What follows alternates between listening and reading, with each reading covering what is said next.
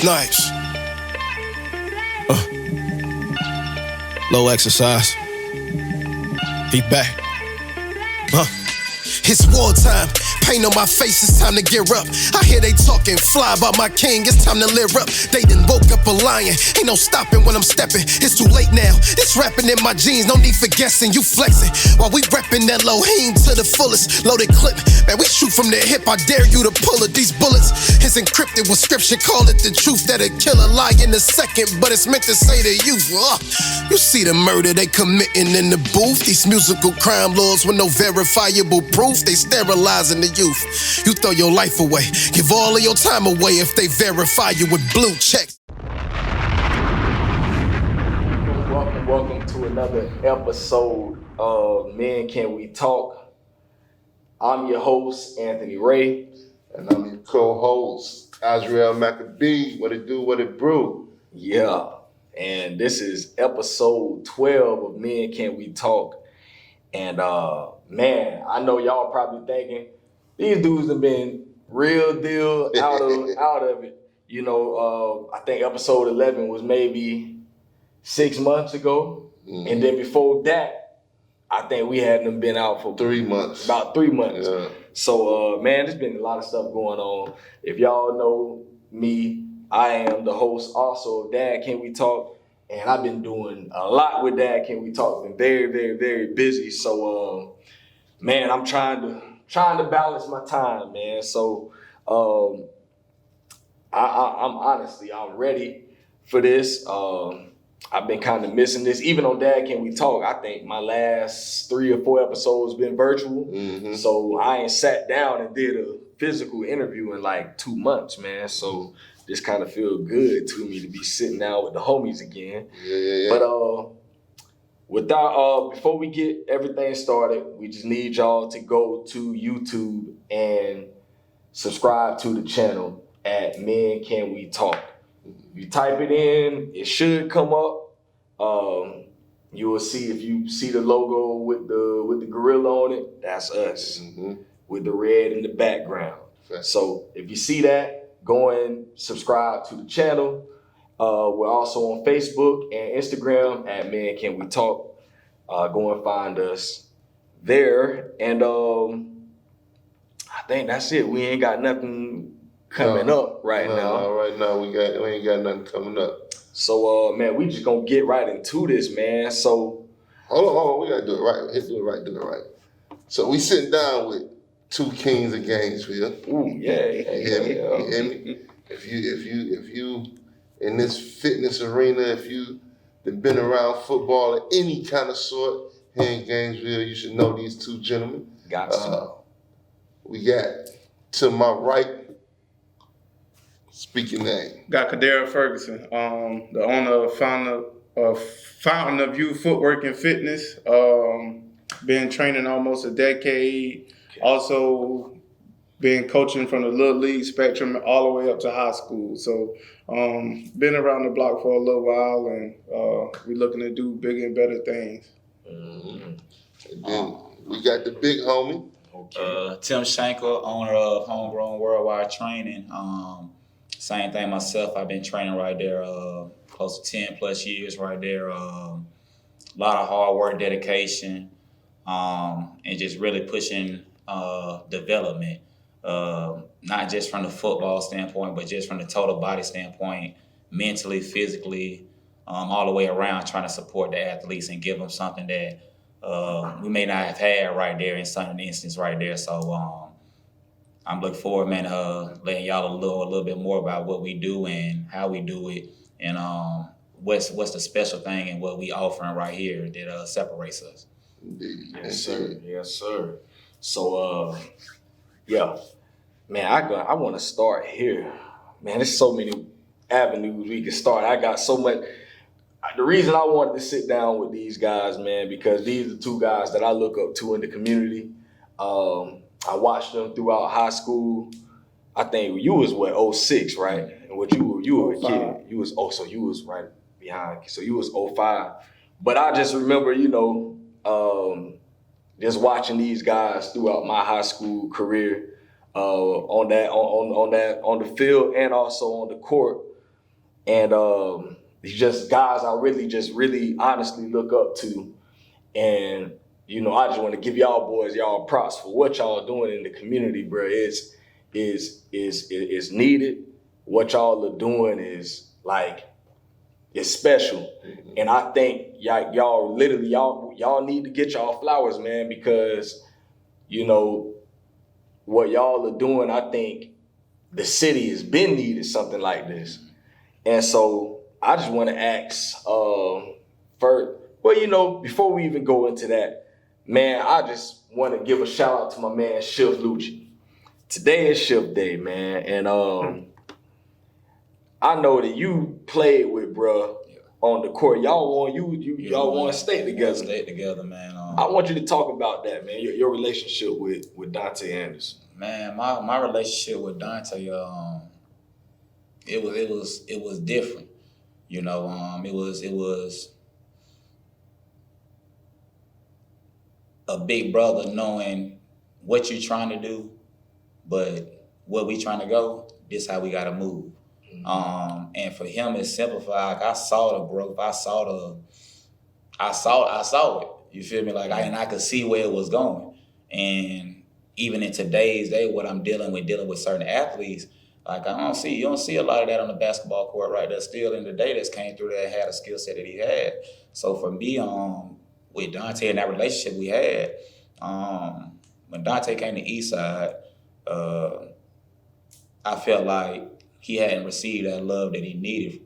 When you see certain things with, just as now in the day's age, where a lot of guys, they take a lot of scrutiny into social media for who didn't be this type of person or whatnot, and you don't know this person behind the closed doors. So I think that's what, as far as coming from Eastside, like, man, it was a real brotherhood. So, like, man, we accepted him for who he was and whatever came with it right there, you feel me? And he knew we had his back right there. Man, I saw the growth. Like I said, we played with the Jacksonville Lee Bulls. We would travel up there. He played on the team underneath me. So, you know, we two kids from Gainesville, and it's like, we going to different tournaments, Miami, certain things like that. We doing things. It's like, nah, that's little bro. I got to make sure he's straight right there, whatever's going on. So, man, he really was the next level as far as what you're looking at in the game and what you're seeing out of a lot of these guys. When I look at the Trey Mans, some of these guys right here, man, he had that same type of next level game that you could just see it, just, you feel me, just roll up off of him. And he had that work ethic when he was in the gym. It's like, outwork anybody, and I'll stay in this gym and outshoot anybody. And whoever want to get it, they could get it. You feel me? And that's his mentality. And that's the same thing with being able to deal with these athletes now, is just being able to kind of mold that mindset when you find those ones that's got that dog mentality right there, and being able to kind of really put it into a positive spin right there. And I think that was the biggest thing, where even with what we doing today, you know, RP to Dante, man, that I felt like, man, you would have been a guy that would have been training. And that was the same thing where it came about even with Benji, when he came about right there and going through the JUCO ranks and certain things and pushing and training, man, that was every day when I was working with us, like, man, like, hey, I ain't get this chance to work out with Dante, so Benji, and I seen the change and the shift with training help, not only physically, but mentally, being able to, somebody believe in me. You don't feel like you got to come in and somebody gonna look at you crazy when you got these lofty goals. And I think that's been the big change for athletes here, is you don't have to be, it is somewhere that you can go. You don't have to be scared to say, like, I want to go to Bama. I want to go pro. And just as much you're going to push the academics and having something to fall back on, but being able to really just, man, kind of have a brotherhood, man. And I think that was the thing that, like I said, for Dante and for these other athletes, it was something that was needed, and it allows them to be able to grow in a whole different type of way. And then we put that community support underneath them right there too, right there. We're putting the right people around them that having those talks from me and Coach, but it's a lot of people that me and Coach in contact as resources for us that, hey, I need you to come talk to an athlete. I need you to come get your point across, because they may have more of an expertise in that field.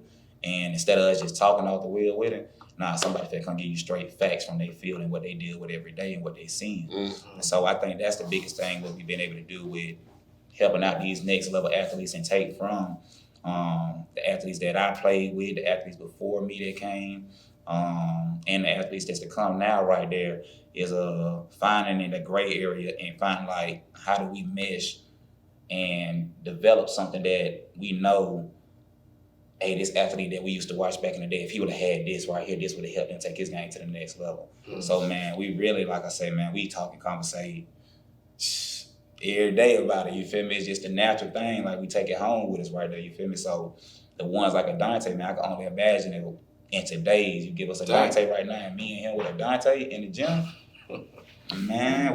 Well, see, the thing about it is, I was a senior when he was a freshman, and I think the first game he didn't start, but after he played the first game, he started from there on out. You know what I mean? Pop was just like, he came with the most energy. He came with the most, you could see a lot of scorers, they only want to score. They only want to play offense, but he got the mindset, I could play defense too. I'm going to lock up your best player. If I have to do that, he going to hustle. He going to do it all. And it's crazy because, like I said, he was a freshman, I was a senior, but I don't think I met somebody who attacked the game the way he did, and also just life. Every day he going to be on full tilt. That's what you see is what you get. It's like, it's no in between. You ain't going to never have a day where he don't come with the energy or he don't come with it. Like when he walk in the room, you're going to know he in the room. Like his attitude, his charisma, he going to have the whole room going. If we on the bus riding to the game, he gonna be freestyling. Yeah. He gonna be, I'm Ship Lucci, I rock Prada, I rock Gucci. We used to love the Mike Jones, and so we're gonna be. He used to be on that Mike Jones all the time. Yeah, we're gonna be rapping Mike Jones, but just the way he lived his life is the same way he played the game. You know what I mean? Full speed, all out. He didn't hold nothing back, and that's what we be wanting in our training aspect. You know what I mean? We want somebody who come in already self-motivated. Mm-hmm. We won't have to motivate them. Of course, we're gonna have to motivate you sometimes, but we want guys who come in that's ready to work. He was always ready to work, ready to play, and he was ready to accept any challenge, that was before him. And I think that's all we be looking for is the athletes. Come ready to work and willing to work, but also accept the challenge, because sometimes we're going to push that envelope because we see something in you. It's a lot of guys when we was younger who saw things in us. But at the same time, they wasn't doing it the way that we do it. They wasn't training. They wasn't breaking it down. And like you said, we take it home with us. We also the ones who not only we train, but we get those calls when, the athletes or the parents may be going through certain situations or certain problems. So, it's important for us to, be in tune with everything that's going on. So on that, do you think this generation of athletes is not as hungry as we were, or you guys were? I feel like that. Reason being, I don't know how everybody grew up, but for the most part, I grew up in a 2-parent household. Okay. We didn't have it all. But as I got older, we began to, you could see we had more money than we once had. Right. I just think we worked so hard to give our kids the things that we didn't have, whether it's the clothes, the shoes, the experiences. Mm-hmm. And sometimes I think it take that edge off.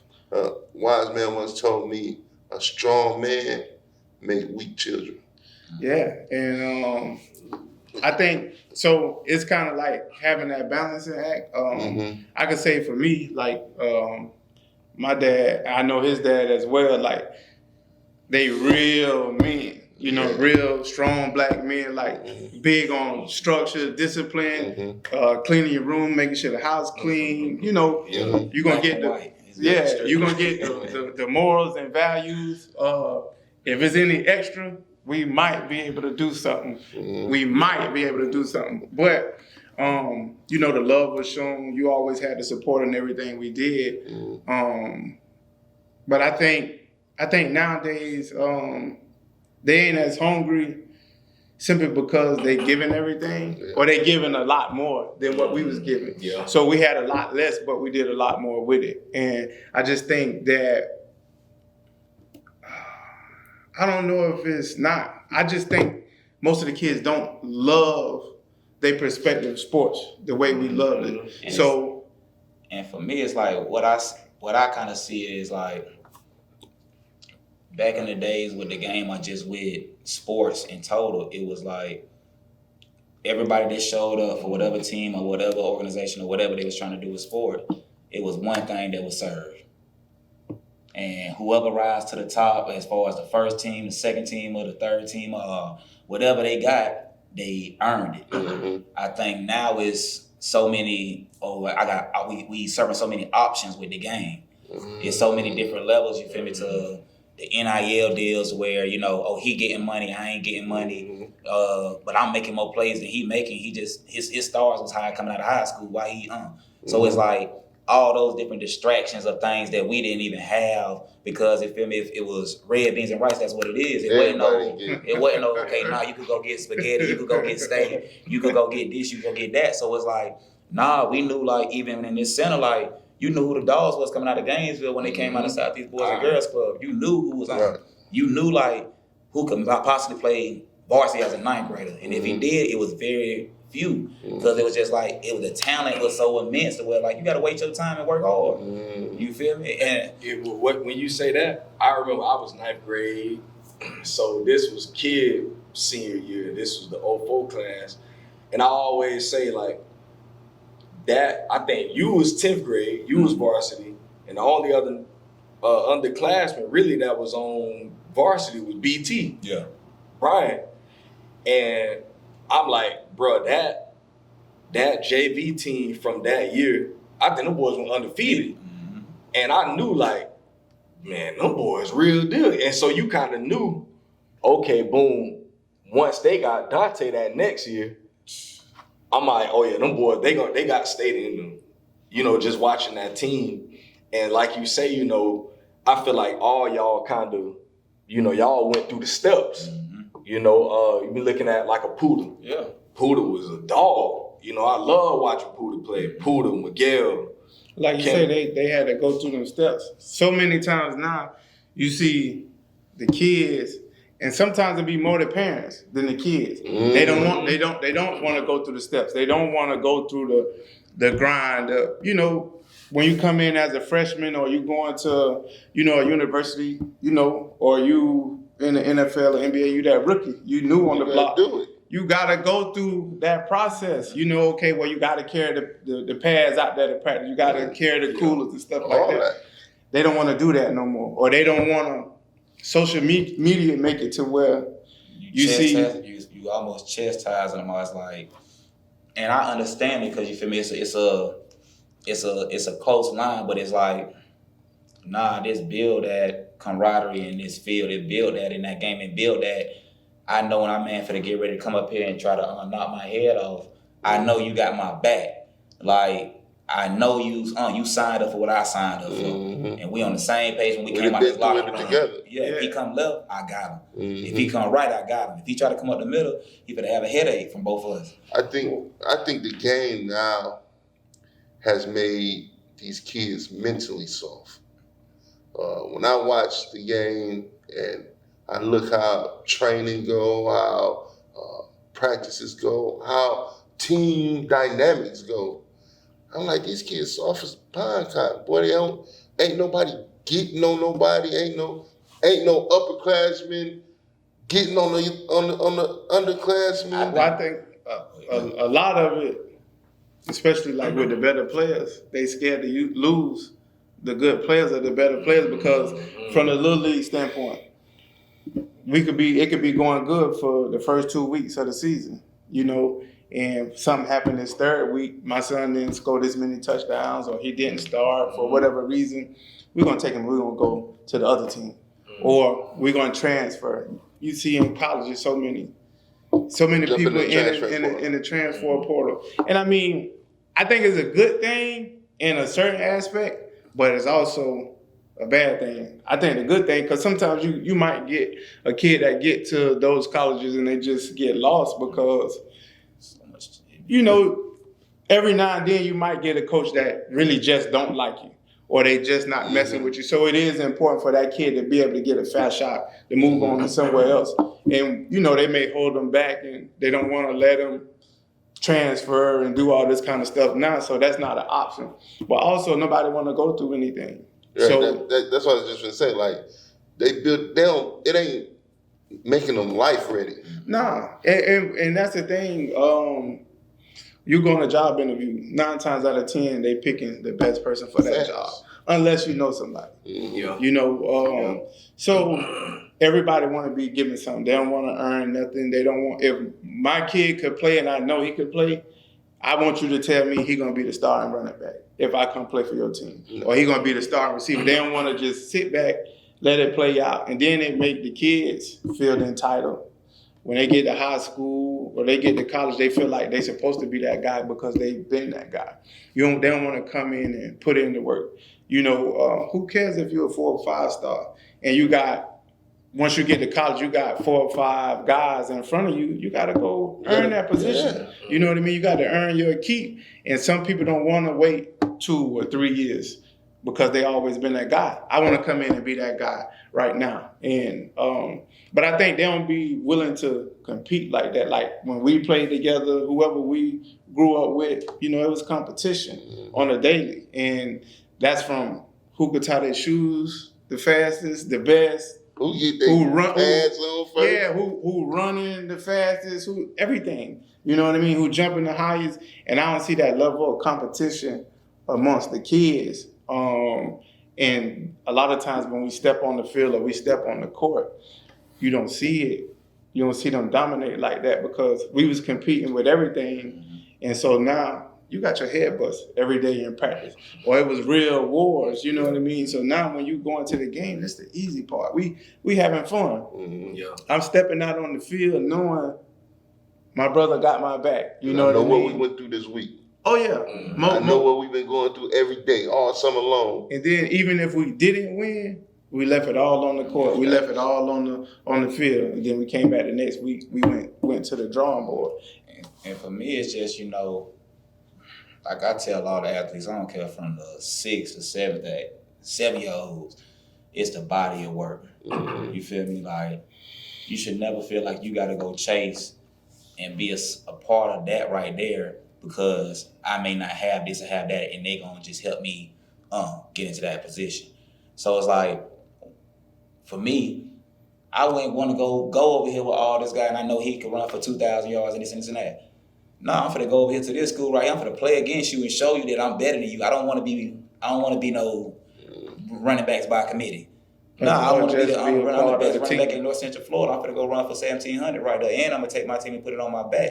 If I gotta go play safety too, and I'm gonna be a 5-star right there, and then go on starting college and do it like that. That's what Dalvin Cook did when coming out of Central. Yeah. So the dogs, you feel me? The dogs gonna go out there and be dogs like that right there, and those are things where I saw it, and that's where you get tested like that. And there's only a few times in like the game, depending on how far you go with the game, you really get tested by elite dogs like that. And it got to show like whether you got it, or it's like it's gonna be a rude awakening where it's like, man, it's gonna make you kind of back off of it right there. You feel me? I dive all the way in with it right there, and that's what we be, like you said, asking what the athletes are. Make up your mind, because this is not the norm of what you're dealing with Coach Tim at the school, what you're dealing with your youth coach or whatever it may be. When you come over here with us right there, man, we need to know that, hey, you want to be coached, you want to be able to push greatness in a sense. And for us, it ain't saying that every athlete we train got to go pro. You feel me? But now that push, that mindset, that goal-oriented and whatnot, having that structure right there allows them life after sports when they flow into other different things like that and fields of work that they may do. We got a lot of them that's doing positive things and being successful in other different things besides sports. Are they connected to sports and using it in other different avenues? So for us, I think it gives them a place where they start really finding out who they are, finding out what they could do, finding things that they could, hey, I couldn't do this, hey, but dang, 3 months of being consistent, now I can finally do this. I wonder what's next that I can undo now. So I think that's what we trying to do is just steady push the envelope, steady wanting them to have better and want better for themselves, and not settling with the church from outside, the post, the social media post of everybody to go. You feel me? I see that. You feel me? Like it ain't number one. A player can have one player. How you goated? Like, and the thing, and that's why, and I get on players about that right there. You feel me? And like I'm just like I said, like sometimes like I say, I have to ask them like, am I coaching y'all too hard? Because sometimes I feel bad, but in the instance I know y'all ain't getting this type of work and y'all ain't getting these type of talks and all this that y'all coming in getting this in this one instant. We don't point and pick and choose who get it. Everybody get this love. Everybody get this coaching. Everybody is subject to the scrutiny. It's the same thing. And the ones that know us at the root, we ain't never had no altercation with none of our players. And we dealing with guys, like I say, that we may be maybe 3 or 4 years older than, or sometimes maybe a 7 or 8 year deal. So to really, you feel me, deal with that guy in our atmosphere, it could go there. You feel me? And for it to never go there, because, like you say, there's respect there. It's respect there because not only the physical and the sweat and the heat and the weights and all this and that right there. Hey, coach, man. Hey, bro, this what's going on. You talking? Hey, coach, this and this what's going on right here, man. Like, this ain't like, man. We ain't even talk about no football for 3 hours. We ain't talked about no football. We came in and trained, but all we talked about after the training is life stuff that's going on, that what's going to get you back on track with football. You feel me? You can't focus on football because now you got off track in life. So now you're no good, or we're no good to you if all we can do is impact you in the game of football. And I think that's what we help elevate our athletes is get prepared for life after the game and life with what's the next level for you that you can't even see right now. You can't even see this thing of what we trying to push you towards. Most of the time, people don't see what they see, especially the men, how passionate we are about the sports, whether it's Little League, whether it's high school, and they take it and they look at it the wrong way. I know we passionate about it because I know how we grew up and I know how it helped us. And you get that team atmosphere, you get the sense of being pushed to be better, to work harder. In life, it's going to be the same way. You're going to have to get up. You're going to have to work harder. If you want that promotion, you're going to have to, you know what I mean, make sure you're on time early or doing all the small little things. I think it also teaches you to, if we playing a team sport, you got to be accountable for yourself, but it also teaches you that teamwork. It teaches you how not to just be all about myself. You know what I mean? How to work as a team, but also how to work as an individual. And I think going into the training aspect, it's the same thing. Like you come in, everybody coming in by themselves, but we working together. So as you going, we competing and we grinding together. Hey, bro, come on. We got an extra one. We got one more. Because this other player, or when we got the NFL guys or the college guys, they training with the high schoolers or they training with some of the middle schoolers. So they see that step of what they trying to get to. Motivation. They able to see it. And then they might see, dang, he play in the NFL, but he ain't really that much faster than me, or he ain't that much better than me. So, and now they could tell you like, yeah, you got it. Hey, how old you is? You ain't number 14? You number 15? We know the process of, man, we don't care if they in the NFL, they in the college. If they been away for 4-5 months, and y'all little ones that's our 8, 9, 10 year olds, y'all been with us 5 days a week like this on the hip. Yeah. You finna go out there and outdo him. Because we know what our system do to him. You feel me? So we already know that we finna make that NFL player, if he been getting it sweet, if he done lost connect with the grind, the trenches, the work that was built on the mentality and the player and where he come from and everything like that, when he come into this essence, into this training atmosphere right there, it's gonna be like he never missed a day. We could not see him for 2 or 3 years and it's like, it get compressed like that right then. It's like, boy, this what I've been missing. That feeling, this that love. And like I tell them, like, bro, like, nah. A lot of these places where you going, hey, your session is from this to this. And It's over. You feel me? Like, nah, like what we done built right here, man, is a community and a family to where we gonna respect the business right there, but the community and our clients, they respect what we do right there with these kids. Mm-hmm. The way they see sometimes, they may be coming in for a session and they see like we giving them that talk and they know like, coach, coach, keep going. What you need? Start with this, start with that. Mm-hmm. And they go ahead and get it going because they know that talk right there could help take that kid to that next step that they because they done seen it. They done been. So some of these different ones that's in those positions, for me, like I said, I was so head deep in the work part that I couldn't even really see the benefits of what I was doing. Mm-hmm. So a lot of times, man, where it may come down to posting, it come down to certain things like that, man, I was insecure about making my posts because my posts ain't getting the 10,000 or the 20,000 likes or this and that. And it made me feel like, well, dang, am I doing that? Is it worth it? Am I doing that type of work?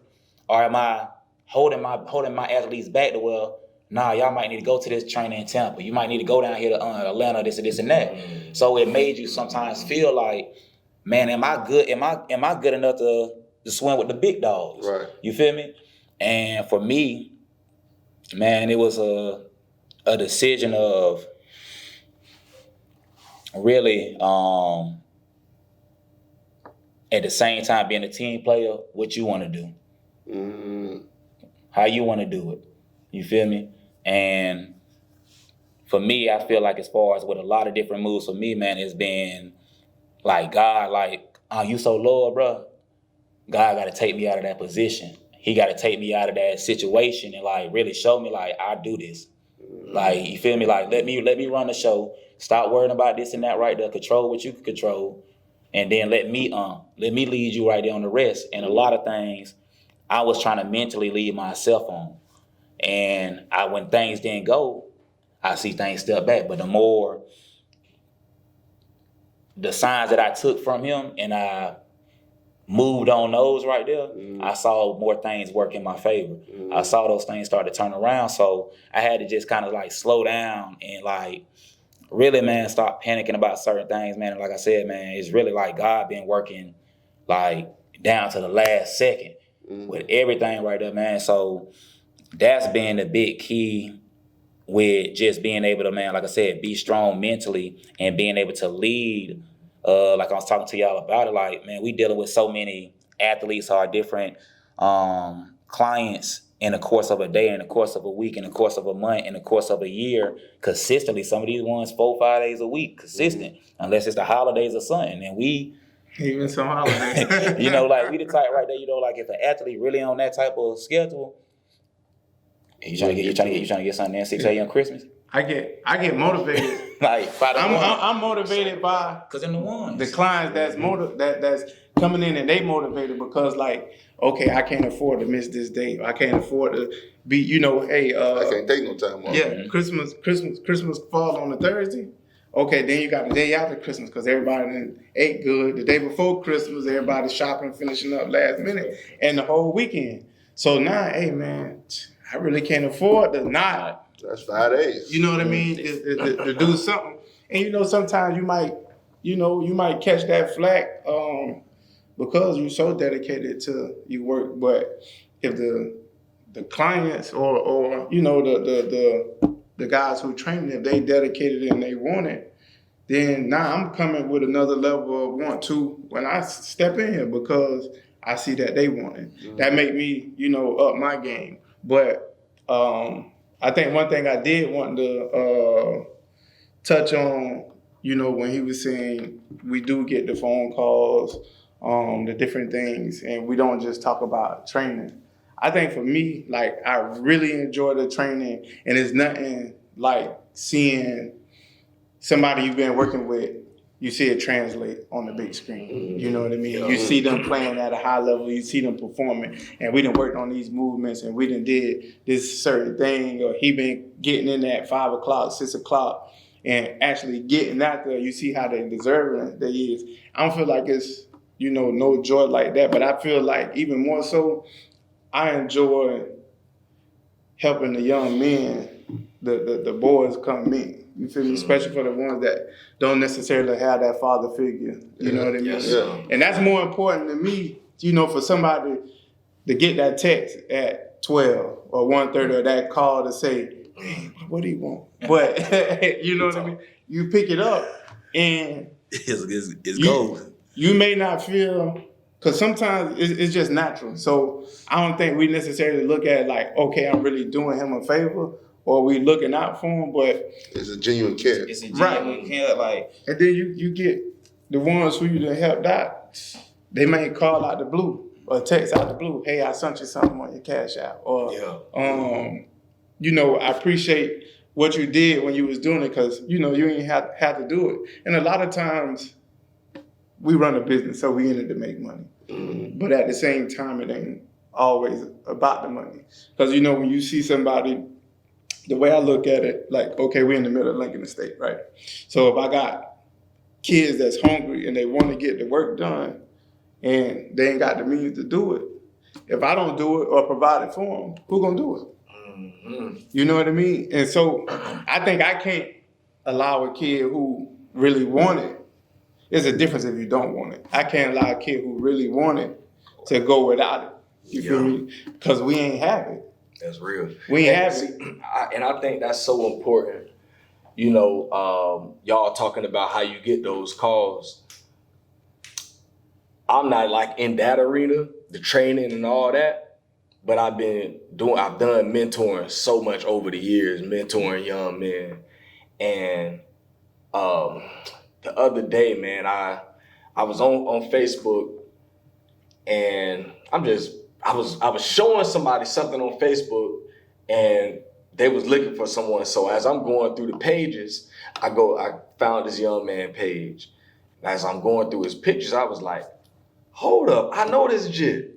I'm like, bro, I ain't seen this jit since he was like 16. Mm-hmm. He was from Duval, and I was like, damn, bro, I'm finna write him, bro. I wonder if he still remembers. So I just sent him a little inbox, man, just like, hey, bro, it's good to see you. I know you probably don't remember me, but I used to come to the hood all the time to come out there, hang out with them boys. And I used to coach them at doing the heat wave during the summer.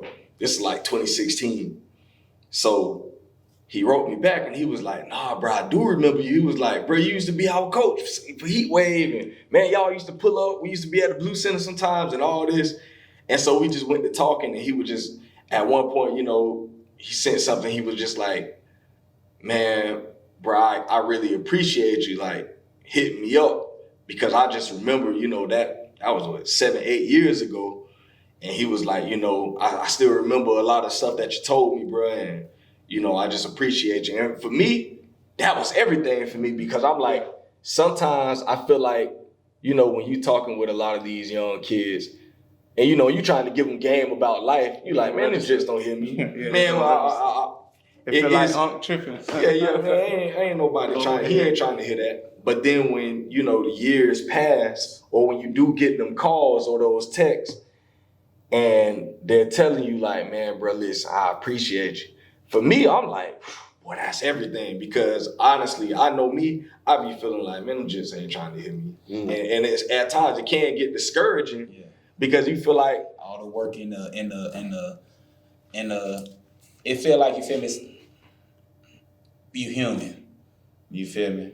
And that's what I had to realize, like, you ain't no Superman. You feel me? Real talk. You human, so you gonna have feelings, and with our want to help so bad, when we know, like you said, if it go past us, who else may do it? You feel me?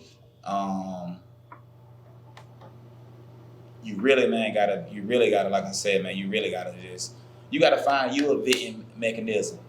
That's what I had to do. Got to. Like, you feel me? Like, I had to find me a vetting mechanism, and that was like I say, man, it was a blessing in the sky. Like, bro, like, this man here, I've been able to vent a lot to. You feel me? Where certain things, it's just like, man, I know this, I know that, like, but, well, why this here keep on like this, just like this, just this?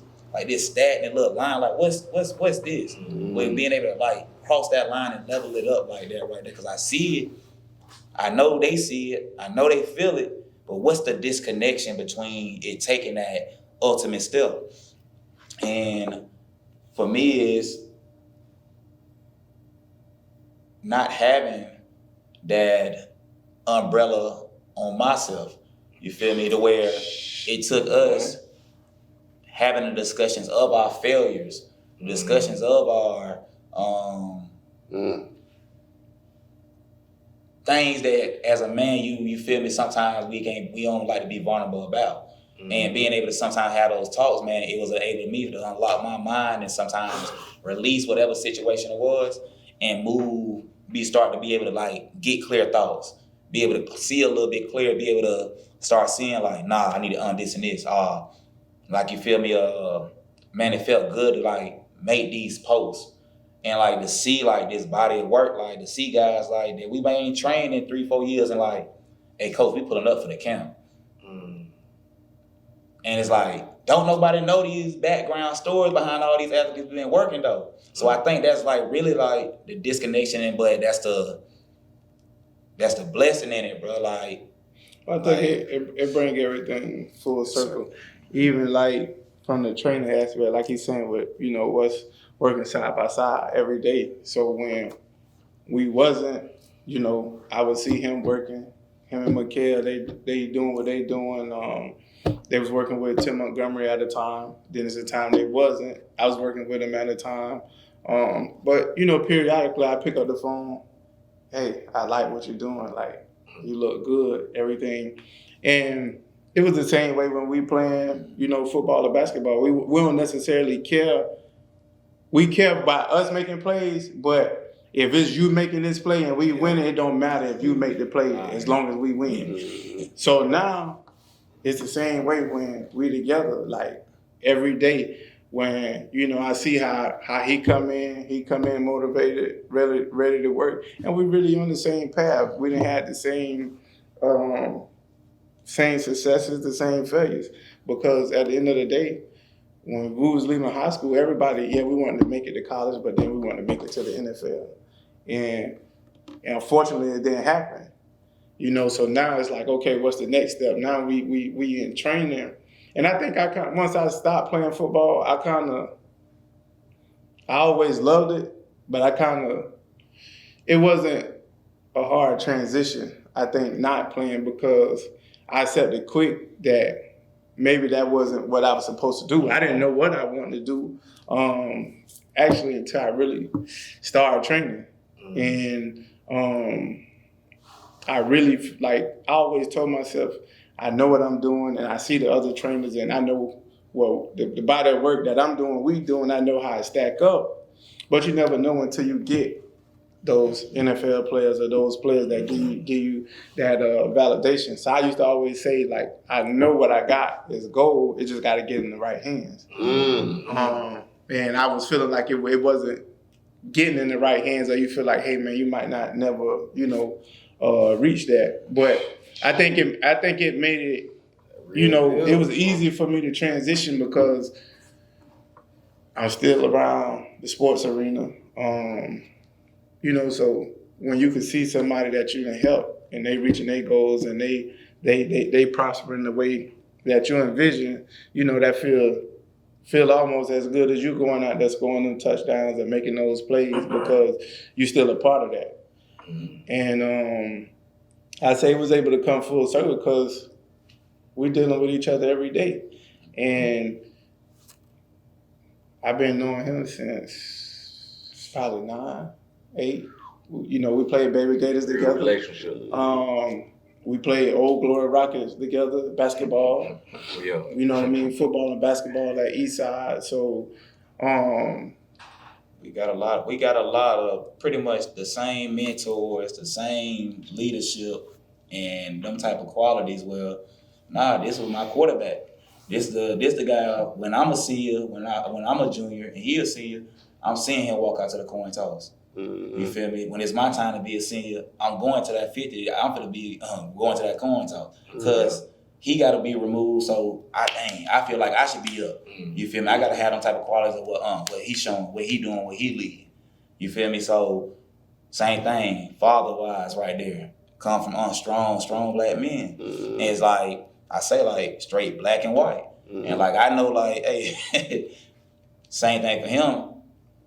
His dad was a father figure to a lot of my homeboys, a lot of the guys in the neighborhood that didn't have fathers. Like they knew, like, I could get that feeling right there if I get around here. And the same thing with my dad. If he knew a kid ain't had this for a Florida camp or whatever, what is it?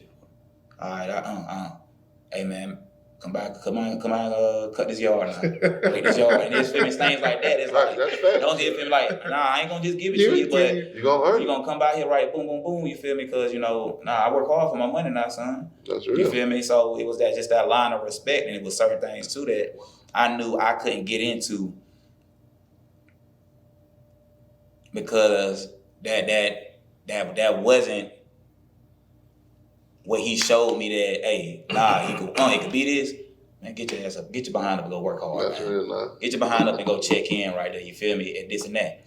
And that's the thing where it came down to this training. Like I said, the transition of, man, I was working in the pharmaceutical business. My daddy ran a pharmaceutical business. So with the delivery, I'm waking up 4:30 a.m. already. You feel me? Yeah, so I'm already hitting the warehouse, picking up the medicals, running through Williston, Ocala, 7 a.m., 8 a.m., I'm dropping up at the pharmacies or whatnot. So, and this after college ball, you feel me, while trying to train a little bit and try to find out, like, man, can I get to that lace up? Can I get me a shot or whatnot? Like, what's the in-between? So, coming into training, and it was a blessing, like I said. Chris Thompson, Keith Kelsey, Ralph Webb. Highly motivated, highly prepared by guys like Willie Jackson right there that's come through right there. There's a legend right here in Gainesville, played in Florida, played in the league. They got tons of knowledge right there that I respect heavily right there because I like them type of athletes. I like them type of talking with those type of people. I like when I was in high school and he came to the game and Terry, hey, that's how you run the ball. When I saw Terry Jackson run that thing in the 1996 right there in the national championship, and he's stepping over somebody, jumping over him, I respect them guys highly. They sparked it in me. You feel me? The guys like the Vernells, the different things, like these type of guys that I seen in Clinton Portis's. Man, like I said, any of these guys, Greg DeBose, any of these guys, and these athletes that I look at with what we do, man, I feel like we could have impacted them even where they don't reach there with what we do now. So for like these next level athletes that we got, it's almost, man, where I feel like if we got the things aligned with the parents, in-house, they align, we not really living no room for them to move around like that, man, these results really kind of almost gonna be there for you right there. And it ain't gotta be major D1, but man, you could find somewhere, you feel me, where you could fit in right there and you could be able to, over these next 4 years between 18 and 22, it gives you a little bit of room and time to be able to find yourself, find what you want to do, figure things out right there while being in a progression and not feeling like you're stuck, overwhelmed, everything just stuck. It's just so I can't do nothing but do this, and what's the environment I'm in, this is what I got to revert to right there. And I ain't never did none of this or none of this, and now you see somebody and be like, he what? And it's like, you feel me? And it just be that certain type of thing to where, life hit. And you feel me, not having that cushion or that preparation sometimes between that 13 and that 18. And like I said, for us, the sports is the lens, but we know that we pushing way more and injecting way more to them instead of just a training session when they come in. We stressing the academics. We stressing the respect your mom, respect your dad, and the same talks we was getting, we giving them, or if it's a single mom.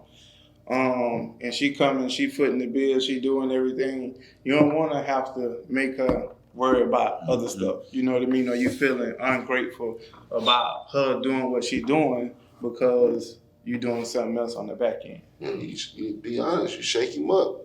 I mean, yeah, because I tell him, hey man, I ain't training.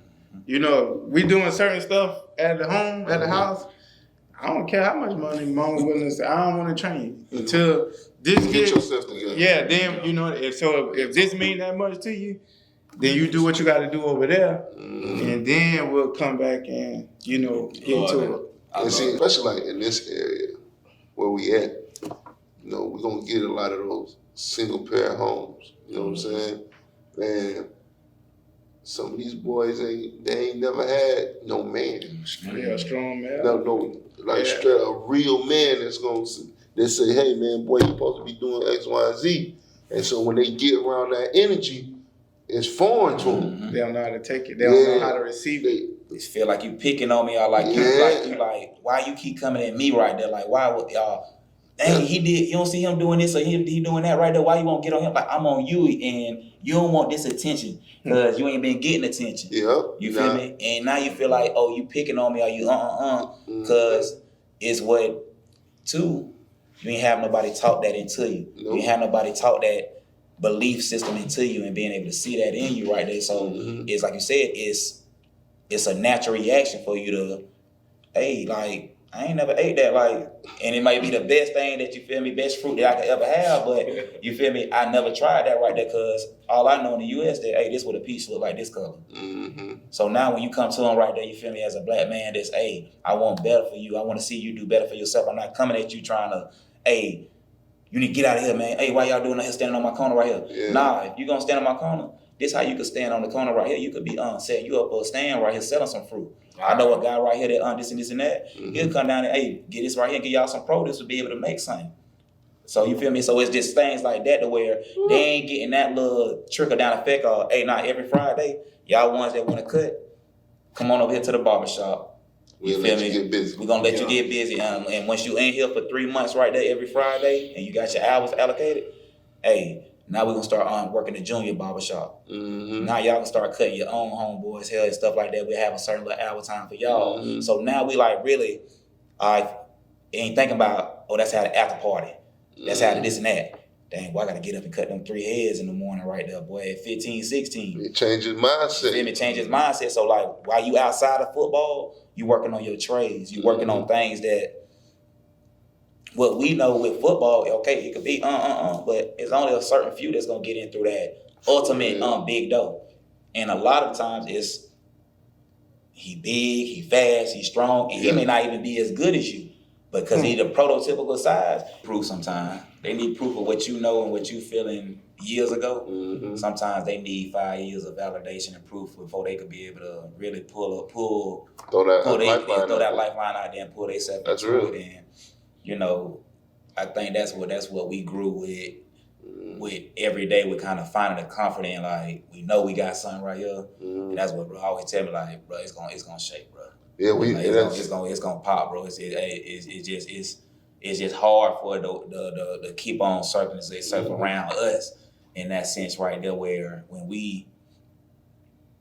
it's too many that's coming to y'all, and then it's like it's the only avenue when you talk about collegiate athletes as far as coming out of our area, coming out of this city. I can't say that it's none of our athletes that's going to college around here, whether you see us in the picture with them or not, that's not dealing with us right there in that capacity. And that's the thing, we ain't the ones that's always following around the athletes social media wise or tagging them in everything or this and that, because it is that guideline where we want you to know, like, bro, we ain't like every coach. We ain't like everybody that's coach y'all in that circle or whatnot. So like when it get real, what's up right there. You feel me? And well, like you said, we ain't always around, but if we see something going on, whether it's on social media or somebody that we know come call us or pull up on us, hey man, I seen that boy you was training. He got this going on. So now we got to pick up that call, that phone.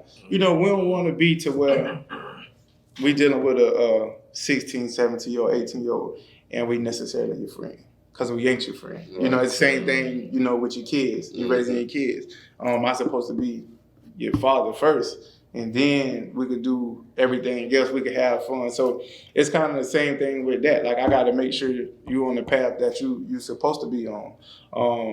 And, we don't like to just attach ourselves to people and feel like, oh, this mine, or I did this, because the athlete already got athletic qualities. Right. Some of them already fast, strong, could run, could jump high, or they already quick, got moves and stuff like this. So we just zooming in on the details, and they might need more help off the field or off the court than on the court. So that's what we provide. So we try to make it to where it's a line that we ain't crossing when we dealing with you on a personal level, but at the same time, when we need to make those calls, we need to send them texts like, hey, this is what need to be done, or you need to not be doing this, or whatever. I want to ask y'all about, I know y'all are part of the transformation at Eastside with the football program. I want y'all to talk about, what's been the difference. By the way, I love what y'all doing with the team, man. Shout out to my boy Gator. Got it on, baby. Yeah. Talk about from the outside looking in, for me, it looks like a culture change.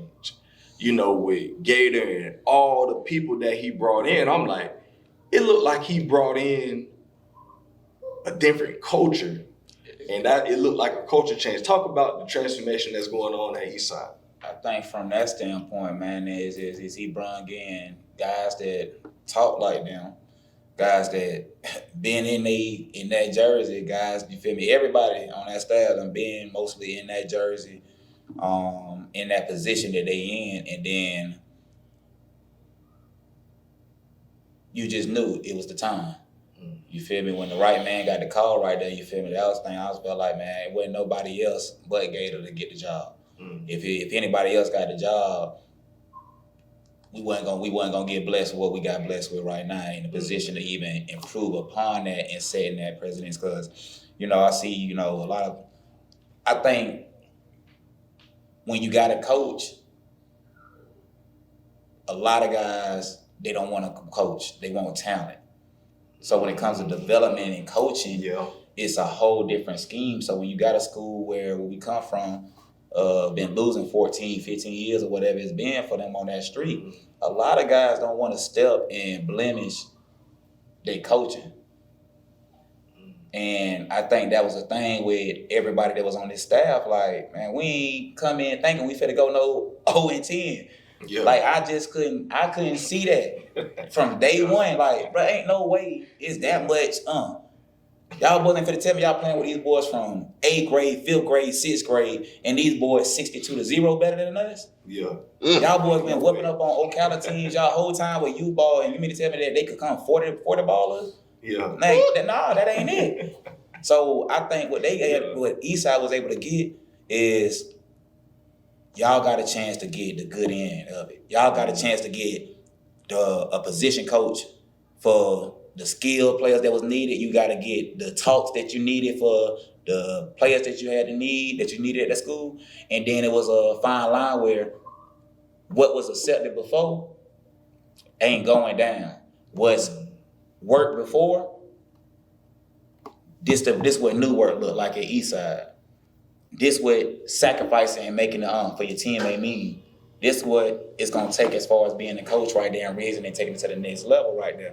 And I think that's what Eastside did last year, was just prepare better. Stay in the moment, stay in pushing the envelope, not getting comfortable with what everybody else doing, but what we finna do. Yeah. What we coming and bringing to the field right there when we get off the bus right there, and not worried about all the hoopla and this and that. And so conditioned to lose because you hit even the little younger one. You going to Eastside? I ain't going to Eastside garbage. It's just straight up. You feel me? No, it hurt my feelings. Yeah. You know what I mean? It hurt his feelings. Yeah. And I think I made a post last year that I wasn't going to coach in no high school. I was done coaching. I wasn't going to coach for nobody else but Eastside. I didn't think that opportunity, was going to come about, but it was just more so the kids could resonate with us because some of them already follow us on social media. They see us but they don't really know us. Mm-hmm. But now, like he said, we done put on that jersey. We done walked the same halls. We done been on the same practice field, in the same locker room. We done did the same things, and letting them know, it's a reason y'all want to be out here to play. Don't just come just to put on this jersey. Like, this jersey means something. There's a lot of great players that put on these uniforms. You know what I mean? With that ram on the helmet, or Eastside on the chest, or whatever the case may be. So you got to take pride in that. And I think that's what we're coming with, taking pride in it. But I made the post to say that I feel like our kids felt like they weren't worthy of having a good program or having a good coaching staff, because they was coming out just to play. But like you said, you got the kids, you arguing back and forth with them like, oh, nah, I ain't never going to Eastside, But like, I wanted our kids to take pride in putting on that jersey and telling somebody they play for Eastside because we, 4-0, or we, we 6-3 and not 0-10, or 1-9 or 2-8. But it's just a part where it's just like where you got grandparents coming to the game and they ain't even fighting. Yeah. They came first quarter, they walked out. You see it, like you said, they sending you home before we even get to the workout at the pro. Yeah. Mm-hmm. And y'all coming out with this entitlement, you feel me? You seeing it's like, we here, it's participation. I'm gonna get a trophy and at the banquet, I'm gonna get, you feel me, this right here, get my pen if I do my 3 years in my jacket and do my time right there, you feel me, whatever. So it's like, and even for me, sitting back those years and like even being in the training, I felt like I had to apologize to them boys out there last year. I apologized to like, nah, I'm guilty. I'm guilty too of pointing a finger and be looking at an outsider like I ain't Eastside. I'll never do that again with y'all. I apologize, y'all boys. You feel me? I should have been on the inside the whole time like that, you feel me? And I had to then think about when I see the impact that was made this year with this type of staff or whatnot, I think about a lot of the players I done trained, or a lot of players we done trained that come from Eastside, like if we would have had at the school actually there. And then you here right here on the back end with this right here too, right here. Because man, like I said, quiet as kept, man. Man, Eastside we got big time players out there doing it. And what's the dream and the ultimate goal of a lot of them is reaching on. What a guy like Anthony Richardson had. It's the ultimate dream of a kid where you waking up playing on Saturday mornings or running across the field or whatever it may be. And it's just like, I'm waking up for the love of the game. Yeah. And so those things right there is like, nah, Eastside, y'all need to know, like, this y'all. This a representation of the hard work and the dedication. And the same thing is, hey, they said he wasn't a winner. He winning. So it go beyond what you could see. It go beyond what the naysayers saying right there. You feel me? If God say he wants you to be a winner, you feel me? He gonna lay it down right there. And the thing I can say is, a kid like that is, he worked beyond what the record was seeing. He worked beyond what the cameras could see. And that's what we wanted these kids at Eastside right now to know is, you got to go beyond what social media is talking. We got to dig deeper than what they seeing right there in the video.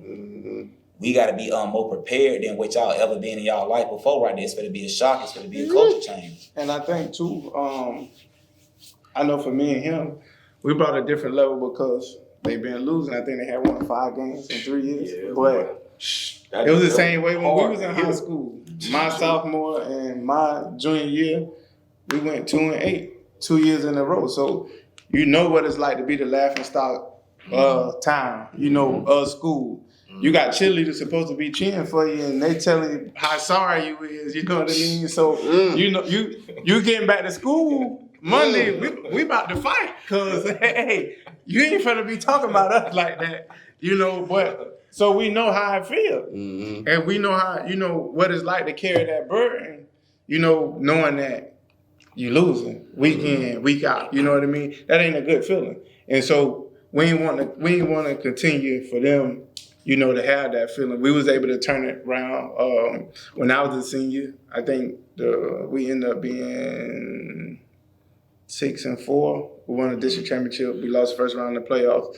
So, then the next year they went, I think, 3 games in the playoffs. They lost to Tim Tebow them in the playoffs. St. Augustine Nice. But, we wanted that same thing. So now we come in, like you said, it's a culture shock because we ain't never been satisfied with losing. From the time we started playing together, we was undefeated. You know what I mean? Playing Little League football. My first 3 years playing football for the Baby Gators, I ain't lost a game. Yeah. You know what I mean? Whole regular season, no touchdowns. So, yes. But it was like we was chasing that. It's the same thing as Eastside. Hey, we're gonna have hot dogs and hamburgers for a shutout. I'm chasing that. Yeah. You feel me? And I don't even eat hot dogs. Yeah. But if you finna give us something because we doing this, a Gatorade, I don't care what it is. Like that's good enough. For real. You feel me? Hey, y'all got a running back. I can't remember if he was on JV or he played JV in varsity. Big running back, I think number 7. You may be talking about He big. This past year? Yeah, this past year. I think he was on JV first. Wait, Mike, the only one that was on JV running was Kamarion. Kamarion Mack. That's him. Yeah, I heard big guy. Yeah. My gosh. Oh yeah. Because so my daughter cheerleads for Newberry, so I'm a cheer dad. But when I played Newberry, I was watching these boys lose because they got tired of hitting that big joke. Oh yeah. Kamarion. Boy, it was a business decision. Yeah. I said, this big joke moving. Boy, like, he ain't tippy to him. He coming. I said, God. He dig. You feel me? You see his legs, his drive. He got a different type of motor that's coming right there that you ain't used to seeing. That you can see like, okay, JV then he might could go ahead and go up right now. And that's what I was thinking. Like, why he ain't playing varsity? It was for him. He had a knee injury coming in right there. You feel me? So it was more so that it just slowed him up to what he was able to do fully speed and summer wise, to where kind of just. Yeah, because I don't think he didn't get cleared till like later in the summer. Like he was coming off an ACL injury, so like this. So what you saw right there was just natural. Listen, boy, I'm pretty good with seeing that. Oh, that's him right there. I seen him. I said, oh yeah. And I think for a lot of them, they got it. They don't know they got it. They don't believe that they got it, or they don't know how good they could be. Because we dealing with it every day. So now I only got to be around you for a couple minutes. See you make one play, one move, but they don't believe in themselves. They don't believe they could reach those heights, or they could be that good. And that's part of the culture change and the culture shift because not only did most of the guys play at Eastside that's coaching, but they played collegiate football or they played, professional football. And so now you got guys who done been through it step for step. They know how you feeling. They know what you're thinking, but they also know what it take to get there. Right. And we got that confidence in ourselves as coaches. Well, straight up blatant, like I'm going to be, when we come in, I feel like our game plan better. I feel like I'm looking at their staff or their coaching staff and I'm looking at our coaching staff. I feel like our coaching staff better. Piece by piece, add it up. Man for man. And go ahead. Putting that type of confidence that they seen we got in ourselves, like, what you worried? Yeah. Like we in the field differently. I don't know what it might have been pregame for y'all before coming out right there. But hey, for us, y'all see we ready. Like, boy, I'm on. Yeah. You ready to go? I'm ready to go right there. So if you ain't ready to go, hey, I'm gonna let you know. How you practice is how you play with me. If you don't bring this in practice, don't expect me to give you. It ain't. You already know what it is. Game time. So what you give me Monday through Thursday is gonna dictate what's gonna go on Friday. I'm a firm believer in perfect practice make perfect. Yeah, wow. I'm a firm believer in that. Then after we played in the General Reed against Chiefland, Gator asked the team, he like, y'all surprised? Because you can already see him like, hey, coach, we about to win. We done won, but we ain't, you know what I mean? So he like, y'all surprised? Yeah. He like, why? Y'all work all summer. You know, I think that first week, that first couple of days, we had a workout. They ain't never experienced nothing like that. And, you know, and we the ones running the workout and we orchestrating it. So, you know, and we don't really know a lot on them. I know they don't like us. I know they like. They hate y'all. Yeah. And so, like, okay, we did the first day, and then it's like, well, it can't get no worse than that. Okay, they showed up the second day, and it's worse than the first day. So it's like, okay, nah, the third day, they're going to give us a little break. You feel me? But nah, turn up one more. we steady hitting them like they back crawling all around. They, you know what I mean? Got 45-pound plates walking into the end of the east side. You know what I mean? Like, no, it's like yeah, like I ain't gotta worry about it. I ain't gotta worry about it. Yeah. So it's like, but two, I think what worked well is too, what Gator did is having guys he could trust. To where I could be up here taking care of something up on campus right there that I need to take care of, or logistics wise, whether it may be the bus, making sure this adding up with the other team or whatever it may be, and he know that it's getting done down at the field. I could go up here in the sun. I could go and have my meetings and do these certain things because I know it was getting done down here right there. They ain't playing and being able to trust that right there. So I think that's what any great staff or great team or whatnot, it's accountability all the way around the board. Thanks. And I think that's what we had, where we had great accountability, and then we had men that could come in that ain't scared, you feel me? I was wrong, and how we could get it right, how we could come to the drawing board and make it better. You feel me? Like, we had them type of guys. So I think, like I said, too, it just come down to just, man, everybody was in the work for what was the mission, and we was behind, hey, but a leader Gator Hustle, and then, hey, what you need from us, and then ain't us going to work right there. And two, being able to say, hey, I need more. And it not being a conflict of, hey, this or this or that. Nah, because we done played the game. I done been a position player, and I'm playing for my position coach, and I seen my position coach get grilled out. And you feel me? Nah, I got you, coach. I ain't finna have my position coach getting fussed out. Facts. You feel me? I finna have, if anybody finna get that promotion next, and I'm seeing it coming, it's gonna be that guy. It's gonna be my position coach, because we gonna work hard pre-practice, after practice, and we gonna produce the most on this team. But see, a lot of kids, they don't even have that. They ain't got that concept because they ain't never been around it, man. Like I know exactly what you feel, what you're saying. Like you seeing, like, bro, like he. Oh, how they make him the special team? He ain't supposed to be there. No. You feel me? Like, cause he came from no, bro, the University of coaching, and you seeing it like, oh man, this how the game goes sometimes like this. So it make you like the ones that's like that. And like I said, now they ain't getting some of them type of coaches. Cause it oh no, I was just finna I was gonna piggyback. Like it's the game been so remixed. It's been so introduced. Like, you can do it like this, you can do it like this. You could say anything, or anybody could get in and go in to a university. Anybody, it's watered down. Anybody could go to a university and get up there and get on the thing, and they turn around, they taking a picture. You could go to Miami and you ain't got no stats. You feel me? But cause a 5-star, they'll let you and players that ain't even touched the field, that's possibly on JV, they don't even have the mental to understand what this take to be able to get in there. You feel me? Like, and that's what you knew back in the days. Well, if somebody coming to a Florida visit, if he back there and they got a picture pop out with him with the jersey on or something like that, he going to Florida. That's the Willie Greens, Brandon Spikes, you feel me? Them ones, the Carlos Dunlaps. You knew, like, but especially back there in the training room. Everybody could take the pictures and suit up and look cool. And like you said, you might be on JV, but now you know people looking like, oh, but I was at Florida. You didn't see the pictures, or I was at Miami or whatever.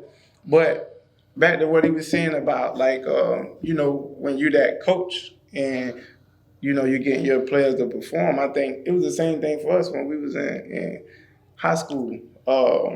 Like, what we bring to the table, those guys brought that thing to us. Like Coach Tank, Coach Strap, Coach Mack. somebody like Coach Red Ross, Coach J, these guys, even Coach Fields, the way they're going to give you so much life, they're going to break you down, they're going to build you up. They're going to let you know you can play and you can perform, but they believe in you so much, you don't want to come to that sideline and let them down. Disappointing, yeah.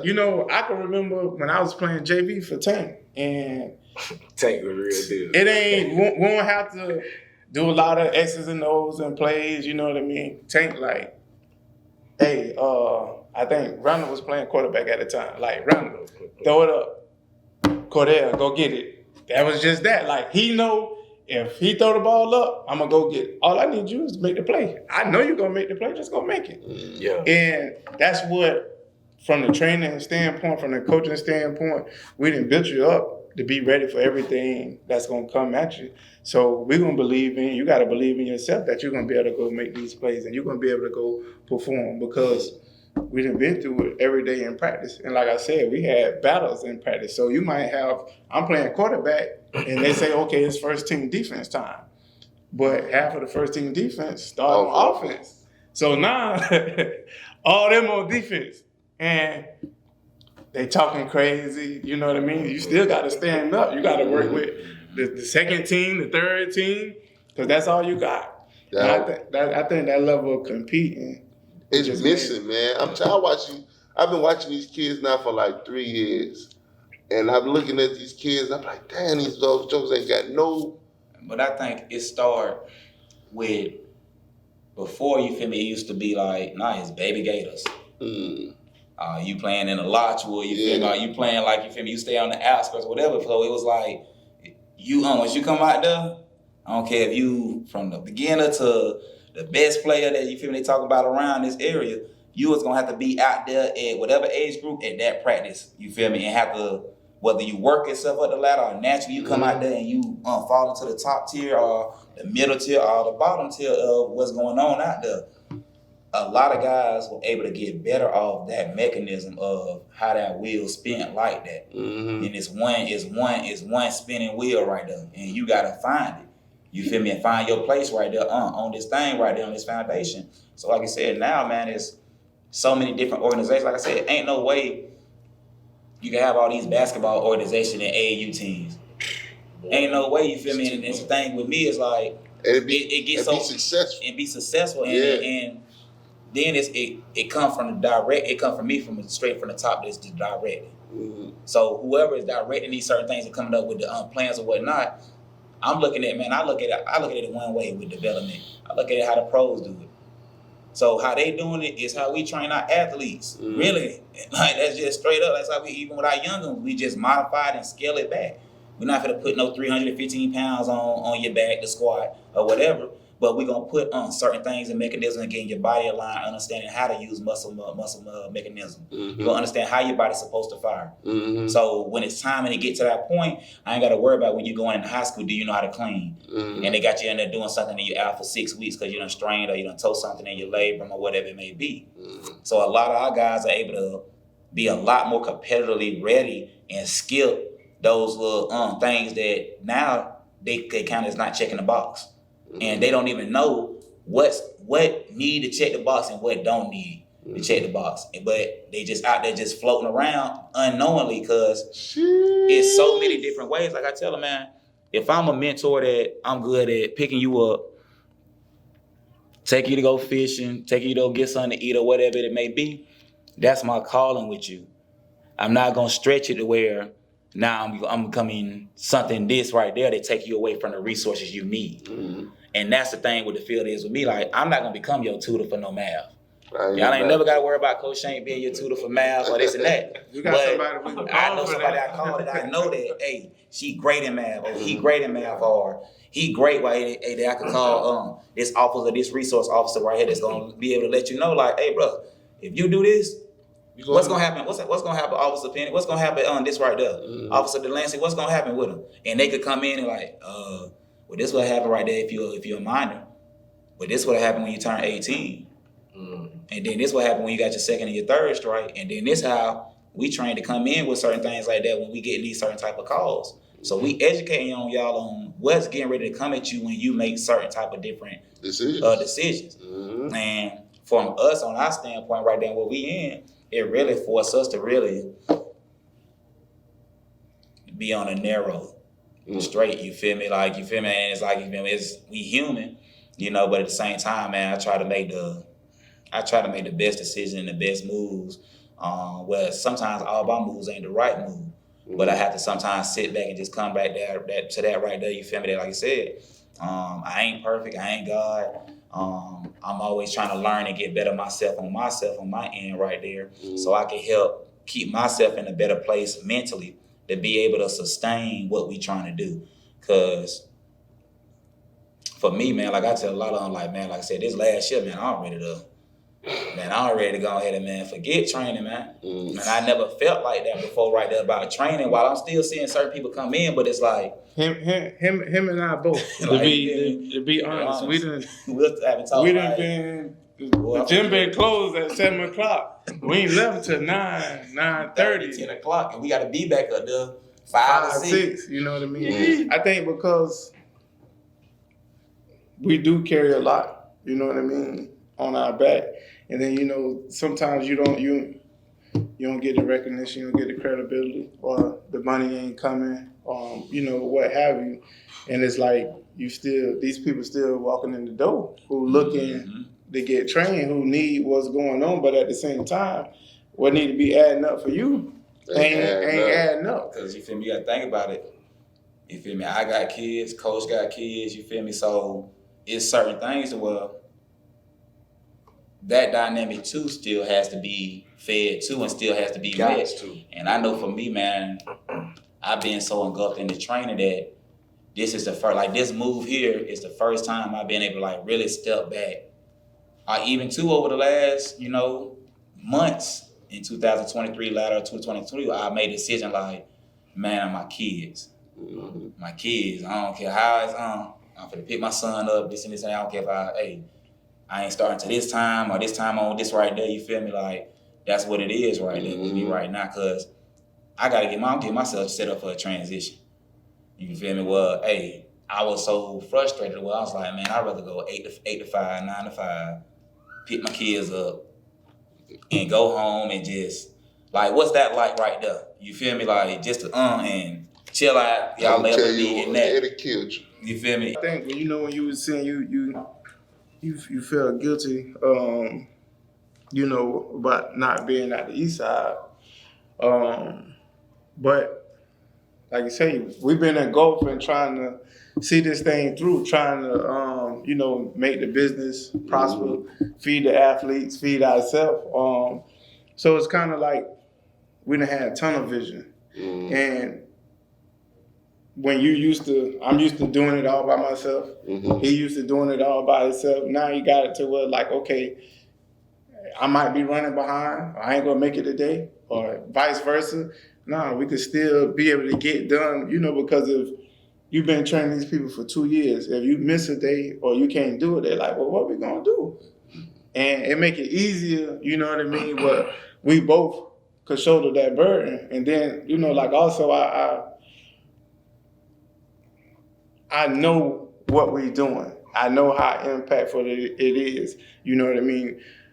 Whether they say it right now, you get those calls later, or, you know what I mean? You be walking around random people who you know or you didn't seen, like, hey, you got something special. God about to get ready to bless you. He gonna do this.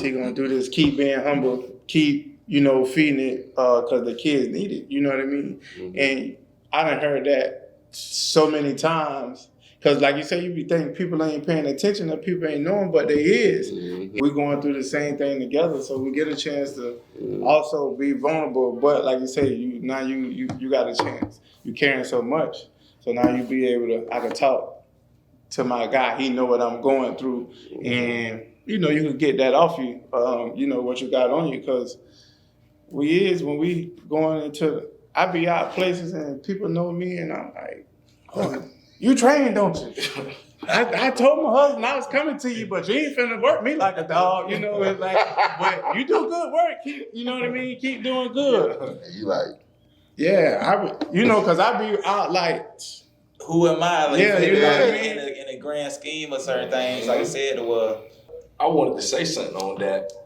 I think that's very important that y'all do have each other. Because I know all too well what y'all are saying. Building this podcast thing from ground up like this. And I think I finally really just started feeling that pressure this year, where I've been so burdened at times, feeling like it's, sometimes you feel like you doing so much, and people acknowledge that. Like you say, you out in the community, and people like, oh boy, you just, my kids will tell you, Daddy, how you know all these people? I'm like, I ain't know who he was. He just came to me. And I get that all the time. and I just, continue the conversation. And then after, my kids like, Daddy, was that your friend? I'm like, nah, I don't know. He cool. And I try to be the example for them to and show them that you don't always gotta be necessarily friends with people, but you know how to be friendly. Somebody come up to me like, hey man, you hosted one podcast. And I'm like, yeah, and we have a whole conversation.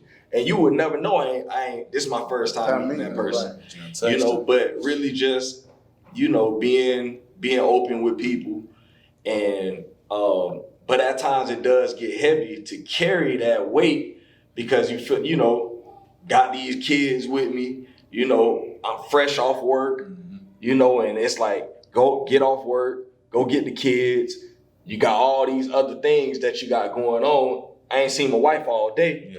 Yeah. So my wife probably think, got to go home and still be a husband, get them fed, get them in the bed. And it's like every day and it's like you got all these different challenges in life that's coming at you at all times.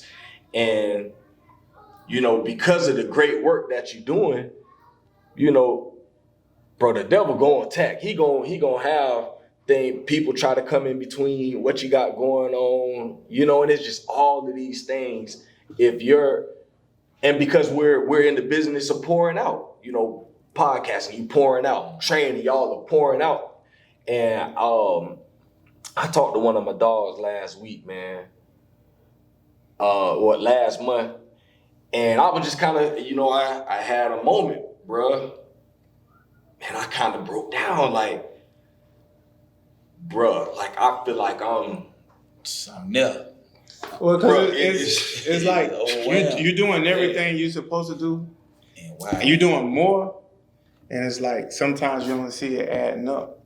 And like you say, when that's you in that storm, what he was saying, that's why I just try to be optimistic instead of pessimistic. Like, okay, if we're going through this right here, like, nah, it's coming, because like, okay, as soon as we take a step forward, now here goes something else. We're taking 2 steps back. And, when you is moving around town and, those people giving you those affirmations, sometimes it be what you need. Right in that moment. His dad, he came in last week, the week before. They was in for a few minutes. I think Shankle had stepped over. He was talking to his mom. His dad told me, he was like, hey, he was my favorite athlete. You know what I mean? Yeah. And he like, no, I got my son. Of course, he's my favorite. But besides him, I used to love the way you play the game, the way you did what you did, and I love what y'all doing now. And sometimes when as you're playing, okay, yeah, I know I'm good. I feel like I could do this, but when you don't hear that so many times for somebody to say something to you, like that made my whole day. Like that made my whole day for the rest of the day, because times, I ain't the one to never interject myself in the conversation, like on Facebook or Instagram when they saying who the best players, who did this, who did that, because I always feel like, okay, you can still find some articles or still, but for him to say that meant, everything to me, and him to touch on like what we doing now is the same thing what we was doing when we was kids, just, you know what I mean, playing.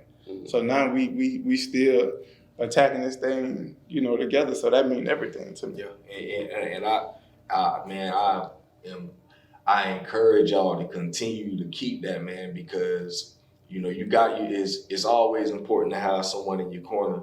And like I say, we pour out so much, you gotta have somebody pouring something in. You don't want to be pouring from that empty cup.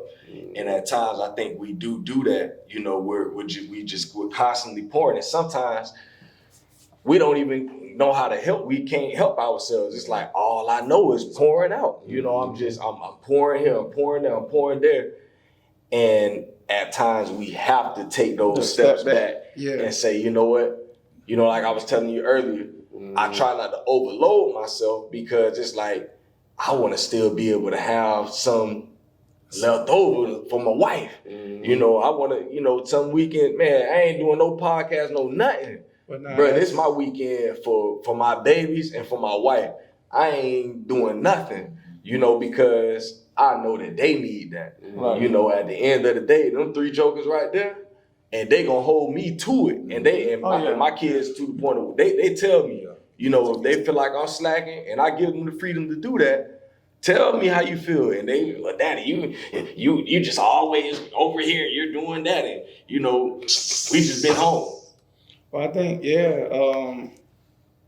like we were saying, when you got them athletes who is trying to get it on those holidays and they motivated, you know, I just found out recently where sometimes, bro, like, you coming in tomorrow? Or you coming? Like, nah, I'm taking tomorrow off, you know, because I need that time just to, even if I don't do nothing, I want that time to relax. And I don't have to take no calls about no training. If I want to lay in bed all day, I want to do that. If I want to do something else, like you say, with the kids or whatever I choose to do, that's my day or this my weekend to where, nah, I ain't training or I ain't doing nothing in reference to training. I ain't taking no calls or training.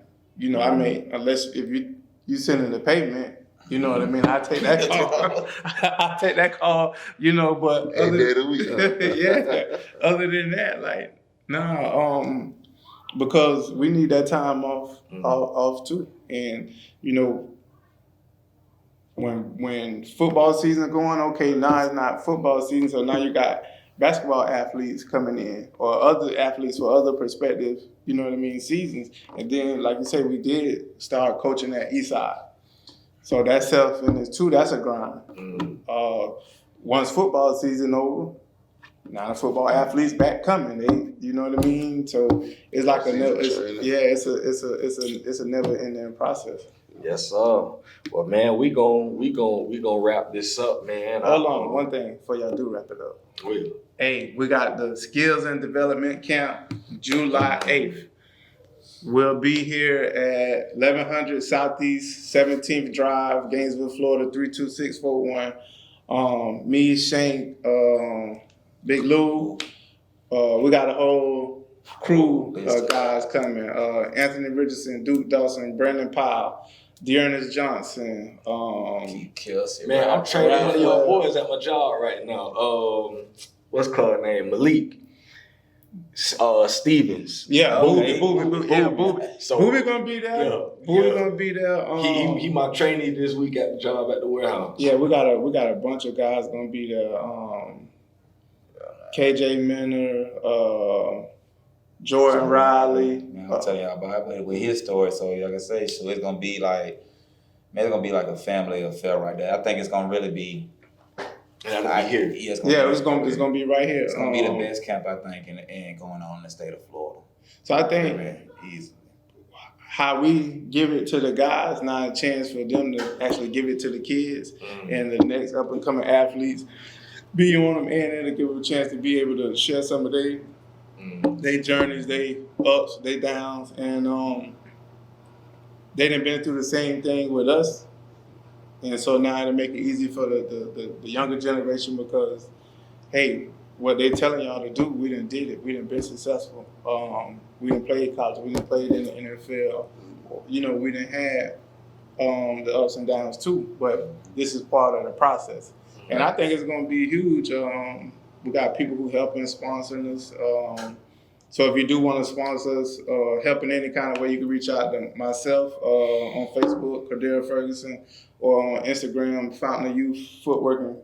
You can reach out to me, Tim Shankle, on Facebook, Tim Shankle on Instagram and Homegrown Worldwide on Instagram and Facebook also.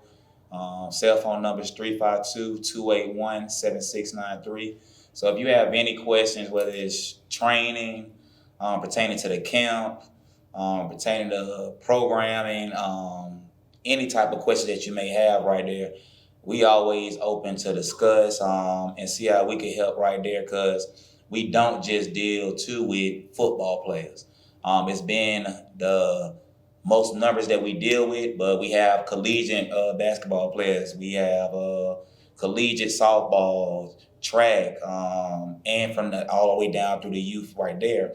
And I think with the other sports that are going on in the city of Gainesville, I would think I take heed to just coming in for evaluation or just for a conversation with how we can help your program right there move forward right there with being able to have better development from if you got ages 7 all the way up to 14, having a real game plan with what you do and thing is now. That's what we're seeing when we travel to these bigger cities. These kids are prepared at a young age right there. So I think for the parents that are seeing it, no matter the sport, they're seeing like, nah, we need to invest in this and this and that right there now, because we're ready to do it that way now. Because we seeing how we ain't just trying to travel to Miami, you feel me? And we done by Saturday afternoon. We done lost 4 games. So I think those things right there, it's just what we got to kind of put it in perspective. And like I said, that's what we here for, is development, totally, not only for the male, but for the females right there, also right there, for everyday fitness. Because it just it's something mentally that I think that it just kind of stimulates and helps build that I can mentality. I won't let down, and trying to find that best you right there. And as far as in the grade, sometimes, like I said, when we're going through life, I think it's been a great program with people being able to kind of like de-stress and kind of just find themselves. And it's been therapeutic for me on the other end too right there. So over this next thing of what we're trying to do with this journey, just stay prayed up, stay helping people, stay humble, and just try to stay in a good place right there mentally where, man, that's one thing as far as for me, man, just like checking in right now. So like, and I check in with my homeboys now right there just because I done got to that part now to where I'm at the age where it's like, I can't keep it bottled up. You feel me? Because one mess up and too much bottled up for me, that don't afford me the opportunity to do what I do. That don't allow me to keep on doing what I'm doing, helping and reaching people like that. So like, I gotta make sure that whenever I get a little bit too overwhelmed right now, like I said, I gotta take a step back right there and try to analyze things and put myself in the best situation, because I love being here for all the kids in the community, but I love being there for my kids even more. Yes, and you feel me? Like, that's my priority, that's my life, that's my everything. And that's what I really like, even with this. When I got into this, I want to be able to do things that I could be around my kids. My kids could be around me. You feel me? So that's what this atmosphere provides at the end of the day. To where, man, I got my son and my daughter with me pretty much all the time. You feel me? Like, it ain't no this and this and that. You feel me? So if they missing too long, somebody else asks, well, what you calling them at? What they here? So it's just like, that's the norm with his kids, my kids. Like, you feel me? With Coach, I ain't talked to his kids this much until and it's just like, they see it, they just know it. So it's like, nah, y'all nephews real now. You feel me? So it ain't, and then we done grew that bond to where now he don't gotta say it. I say it. It's the same thing vice versa with my son. I ain't gotta sometimes worry about when I'm out here doing this. Shoot, he'll have him out here doing something with him right there, you feel me, vice versa, and occupying that time, because we've been in this same thing, so we don't mind, boom, flipping it and helping each other right there when it comes as far as being fathers and having that umbrella around our kids, especially, and it's underneath the program, and our kids right there, that's ours right there that we got to deal with every day, and that we trying to lead in the right direction right there and make sure that they have these certain qualities as they grow up and they get to that age when it's ready to step out.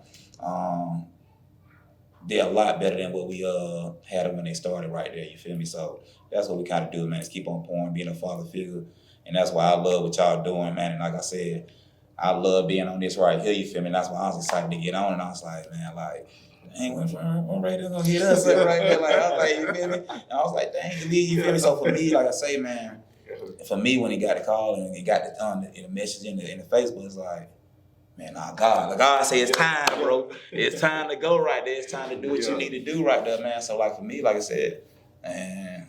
And if y'all watching this, y'all see it, make sure you share it with everybody. Like they said, like, subscribe, all that. This is the biggest podcast in the nation right there. You know, like shoot, they doing great things. So I just don't see anything where it ain't nothing we can't do sometimes. Where you know when we do get a line of certain things, and it's just as we see, like you know, with Atlanta being the music, the mecca. Like whoever get out and they putting that out right there, it may not be that hot to us right here where we at, but in Atlanta they finna flood and they finna heat it up to where it's gonna have to hit the unscenery. It's gonna have to hit that. They gonna hit so much on this that they gonna have to like it. So that's the thing with me is like making them respect what it is we do and what we coming with, what y'all do. Make us the top of, you know what I mean, our prospective industries and what we do. Because we all doing great things. And I think that in our community, if everybody love us and support us how they say they do, well, let's go ahead and run let's run the numbers up, and you know we can start to fill offers from other people to do bigger and better things. Hey, on that note, we are in Lincoln Estates, probably the blackest area in Gainesville, where two kings are here trying to preserve one of Gainesville's most prominent historic landmarks. If you ever played sports in this city, you came to this building. And this is the Boys and Girls Club in Lincoln Estates. So what they're doing here, trying to keep this place running, we need y'all support. We need y'all to pour in. Even if you don't sign up to get trained, come through, drop a donation, come through, and just check it out so that we can keep this place for us, keep this place for the hood. Stop letting these people come in and try to take what's ours. Because it don't belong to them, it belong to us. That's real. That's so real, man. But, man, like I say, I just want to give y'all boys y'all flowers because I love what y'all are doing. It was only right. I know a lot of people in the city probably be like, same thing, man, when bro gonna hit me up? I get it all the time. We got y'all, man. It's coming. It's coming. You know, like I say, I try to keep my time balanced and what I do. You know, y'all know when I talk fatherhood, I'm serious. When I talk that, you know, serious and family, fatherhood, that's like first for me, for real. So I'm trying to, you know, make sure I keep myself right. But I can only do a few interviews a month. But man, I got a long list of people, and most people who be like, man, bro, you ain't got with me yet, bro. I got your name on the list. We just know I'm coming to you. Y'all be patient. Y'all keep doing what you're doing, and I'm coming to y'all. You know, and I just want to say I'm appreciative of all the support that's come from the podcast. I know we've been slacking a lot on Men Can We Talk. My plan is to get back right. Yes, sir. Gotta get it right, you know, because I miss this, man. I literally miss it, and I need this. This therapeutic for me. I need this.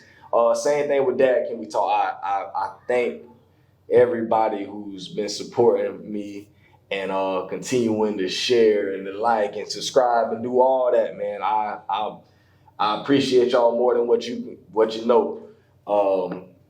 And I just ask that y'all continue to do that, man. Continue to follow, support these people, man. These guys that I'm bringing on the podcast. It ain't just just because we talk. Nah, man. Like I'm bringing people on because I really love what people about. The fathers that I'm interviewing, man. These dudes are really out here trying to get it in. You know, really about what they're talking about, man. And I'm a big believer that I believe Gainesville has a lot of talent. You know, we have so much potential. We have so many great people doing so many great things, so many great black dads right here in our community. That's why I started the podcast in the beginning, because I've seen all these great dads and I'm like, bump me. everybody always giving me props, but I'm like, I know like hundreds and 200 dads just like me. And so with Men Can We Talk, I'm like, I want to expand that now, you know, and move it from just fatherhood and be able to highlight things like what these guys are doing in the community. And, you know, that's what we're going to continue to do. And that's what this is about. So when y'all see us bring these people on, man, go and find their stuff on Facebook, like their pages, you know, share their stuff so that we can take it up here. We run that algorithm up. Run it up, man. You know, I always say when it comes to the algorithm, literally where there's smoke, there's fire. So if they see people sharing, they see people liking, they see people commenting, now they're start to put it in front of more and more people. That's just how it works. So the more y'all share it, the more y'all comment and do all that stuff, leave reviews, all of that stuff is so important. And y'all can bring business to people like them. You know, that's my goal. This ain't really even about me like that. I'm just like, I want to highlight other people and what other people got going on. So, man, that is so important. I do thank everybody that's already doing it, but if you ain't doing it, man, do it. Ain't nothing but it's simple. We always on the phones anyways, you know, so help the next person out. But, man, appreciate you, my boy. For real, man. Y'all keep doing what you're doing, bro. And y'all listen, I'm gonna make it my thing. We ain't gonna be taking these breaks like this no more. It's over. We ain't gonna do it no more. It's over. I'm gonna make a commitment. So y'all continue to stay tuned, and we're gonna keep it popping, man. This Men Can We Talk episode 12. Out of there. Snipes. Low exercise. He back. It's wartime. Pain on my face, it's time to gear up. I hear they talking fly about my king, it's time to live up. They done woke up a lion, ain't no stopping when I'm stepping. It's too late now, it's rapping in my jeans, no need for guessing. You flexing, while we repping that Elohim to the fullest. Loaded clip, man, we shoot from the hip, I dare you to pull it. These bullets is encrypted with scripture, call it the truth. That'll kill a lie in a second, but it's meant to say to you. You see the murder they committing in the booth. These musical crime lords with no verifiable proof, they sterilizing the youth. You throw your life away, give all of your time away if they verify you with blue checks. You don't see it? Okay, I ain't mad at that. Pillars eyelids, that's something we do. Clear up that cataracts, snap a cap. What I'm telling you is the facts, this ain't no battle rap. Your opponent's out of your habitat. Matter of fact, I'm just gonna give it to you straight 180 degrees. Cooking these rappers, prepare my plate, I need a full course. I ain't for the hype, I'm going full force. They trying to separate, well then, it's time to pull a torch. I'm mad now, think I'm stupid, sound like my dad now. They stuff the beef to incite our demise. That's a cash cow, that's bad how. We know we shouldn't eat it, but it's delicious. Then they flip it, and they tell you sick, they fed you that mad cow. Turn back to your maker the only way, cause they masked up, we wrestle with spirits, mix Foley face. But it's time to shed that flesh like dead skin. Exfoliate, cleave to the ruach, get away from them people that's trying to promote the hate. It's common sense, honor him, what kind of mind you in? Protect your energy, La Mashiach to be your conduit. You a condiment, he the main dish, just mind your place, that's what I condiment. Obey and watch him, you a condiment. He the main dish, just mind your place, that's what I condiment. You gotta let it breathe. Obey and watch him, you a condiment. He the main dish, just mind your place, that's what I condiment. Obey and watch him. Look, hold up, wait a minute. Y'all thought I was finished? I gotta address the people like I'm running for Senate. Listen, I'm overexhausted with brother sipping. Castrate your manhood for the box, looking like Pharaoh's henchmen. Smear the women? Nah, I can't, cause they bear the children.